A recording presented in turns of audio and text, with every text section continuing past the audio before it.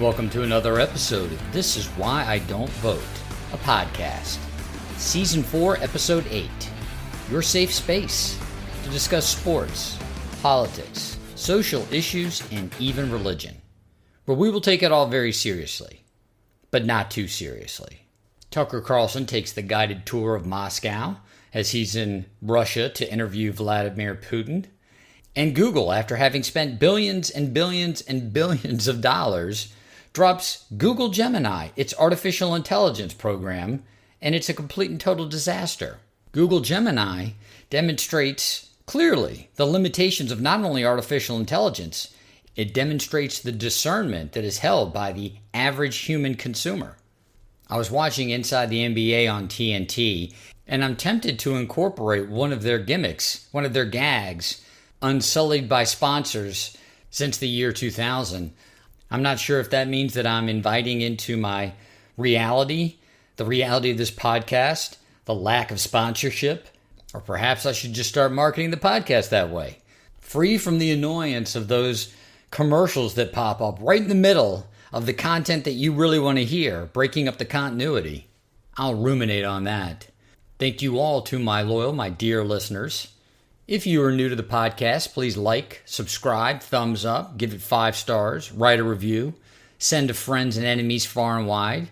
If you like what you hear, please consider supporting This Is Why I Don't Vote podcast on Patreon. Act 1. Tucker Carlson takes a guided tour of Moscow. There have been a lot of comments on the Tucker Carlson-Vladimir Putin interview, and one of the things that has gone under the radar and was only really commented on by Jon Stewart was the piece that Tucker Carlson did that was a companion to the interview with Vladimir Putin. It was him going to the subway in Moscow and to the grocery store in Moscow and talking about how much different it was than the United States.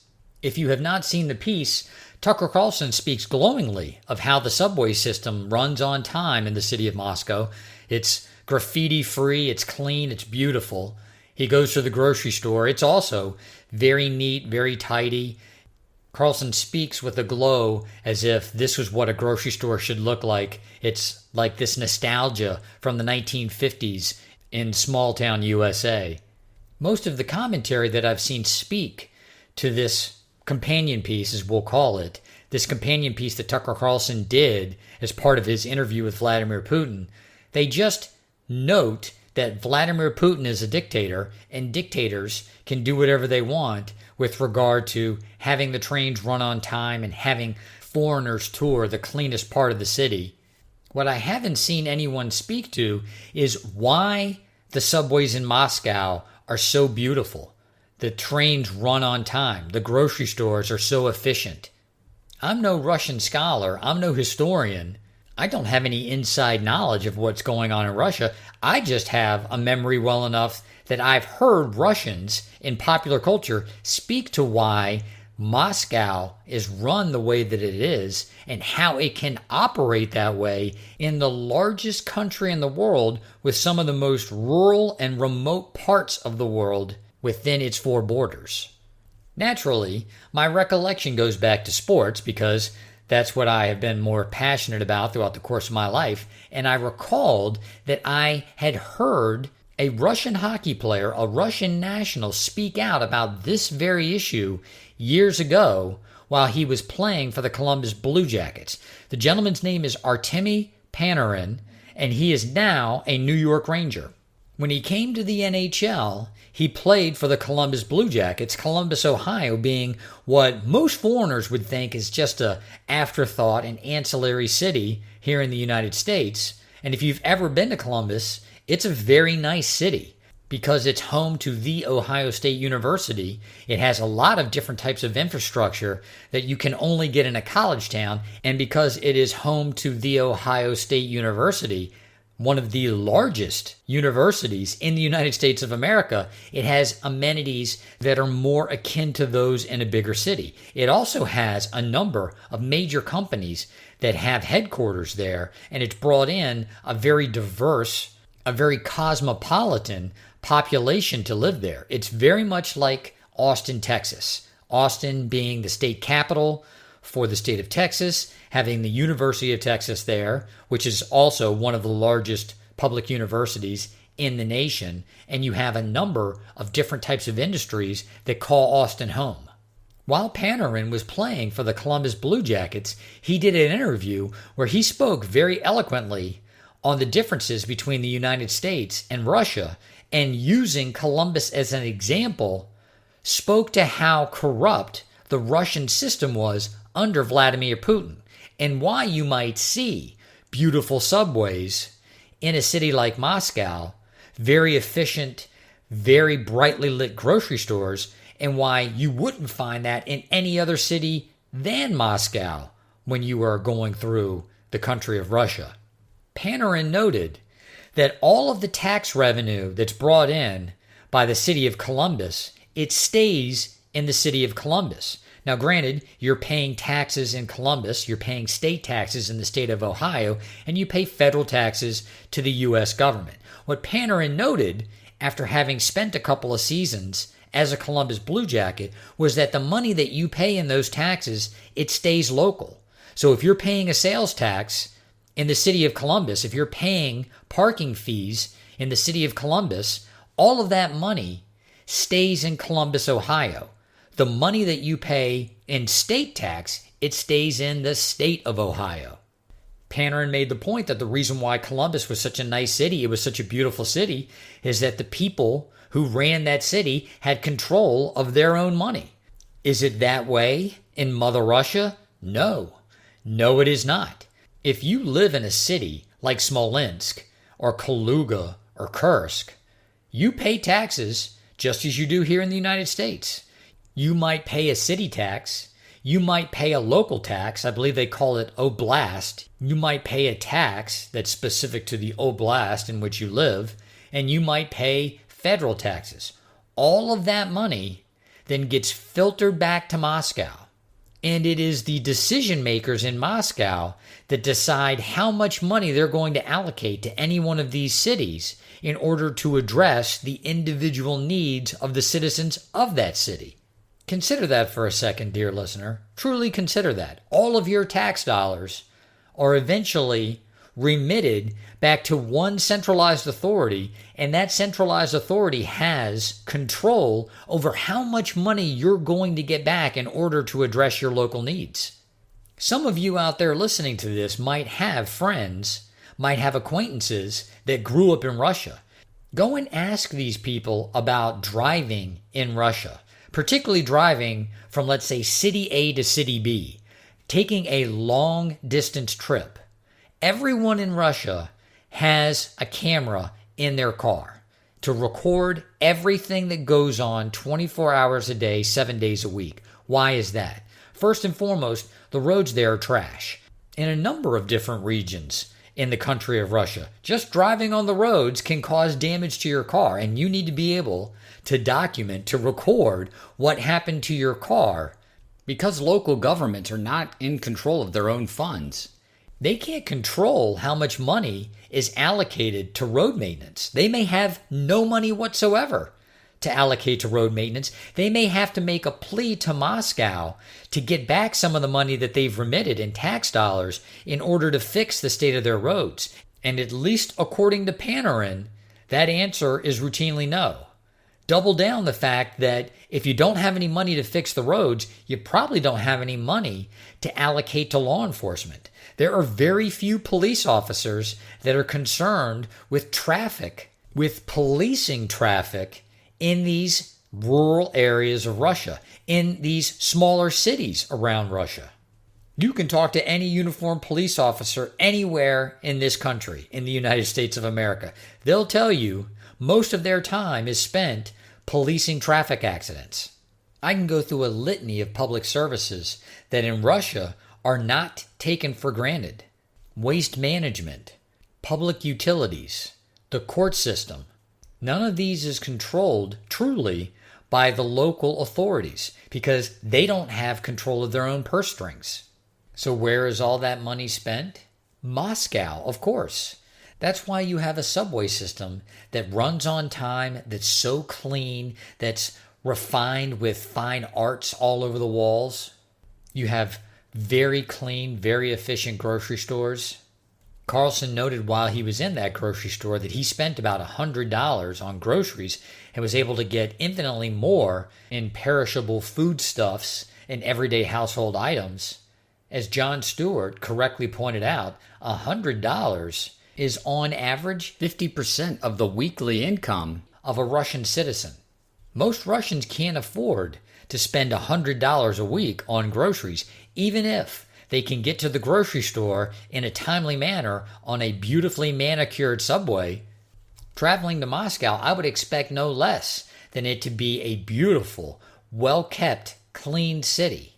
You have an entire nation paying tax dollars to make sure that it is. Tucker Carlson concludes his companion piece by saying that after having seen Russian subways and grocery stores, he comes back to the United States with even more disdain for American politicians. As I've stated on this podcast numerous times, Tucker Carlson is a journalist when it suits him to be a journalist, and he's a TV actor when it suits him to be a TV actor. It does not shock me that he was unaware that Moscow, that Putin, siphon off all of the tax dollars all across the country of Russia for the benefit of one or a few cities to the detriment of the many, and that at least amongst Russians, this is well known, and after having seen how cities operate in the United States, is a source of contention. Carlson didn't need to go to Russia to figure this out. All he had to do was read the sports page. Act 2. Google Gemini demonstrates the limits of artificial intelligence, as well as the strength of the average human consumer. Google released its Gemini AI, and it was a complete disaster. And as the anti-woke crowd revels in the schadenfreude, it just came over me that this is an indication, not of what the power of AI can be, what the limitations, what the fragility of AI are. And that may be the saving grace between what we see as this dystopian future with AI where we can't trust anything and the reality that AI has very, very tight constraints, that being its source code and its source material. Is AI the threat that many people speculate it can be? In addition, I don't believe that we give ourselves the credit that we deserve for, as human beings, being able to identify what is an artistic expression of another human being, an artistic representation of another human being. This isn't the first time that technology has threatened our ability to discern what's real and what's not real. And over the course of time, as human beings, we develop a sense, whether that be a visual sense, an audible sense, an olfactory sense, even just a gut feeling of what is real and authentic and what isn't. In the same week that we get these clips of new AI video that looks very realistic, except for when you really get close up on the people in these videos, on their faces. Computer animation, AI technology has not yet captured what it is to be truly human, and that's the flaws, to have these flaws. In its perfection, we can see it for what it is, a copy, a replica.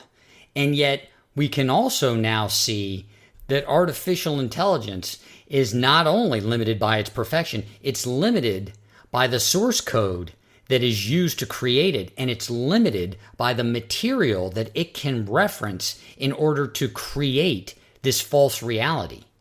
It's not the technology that we need fear. It's whether or not there's going to be a benevolent programmer, there's going to be benevolent material provided to this program, and that's going to allow it to develop the type of intelligence that would rival that of a human being. The movie industry has wrestled with this same problem. 15 years ago, 10 years ago, everyone thought that because of CGI and the advancement in this technology, that you were going to see actors put out of work. You were going to see stunt doubles, extras, production staff. These people would be put out of work because of the advent and then the growth, the sophistication of CGI technology.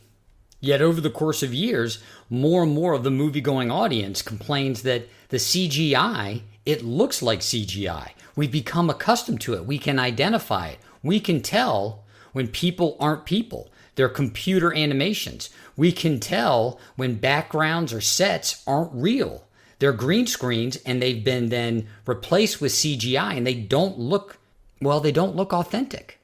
Couple that with the fact that CGI has allowed for scripts to be thrown out, for the art of lighting and direction and costume to be thrown out.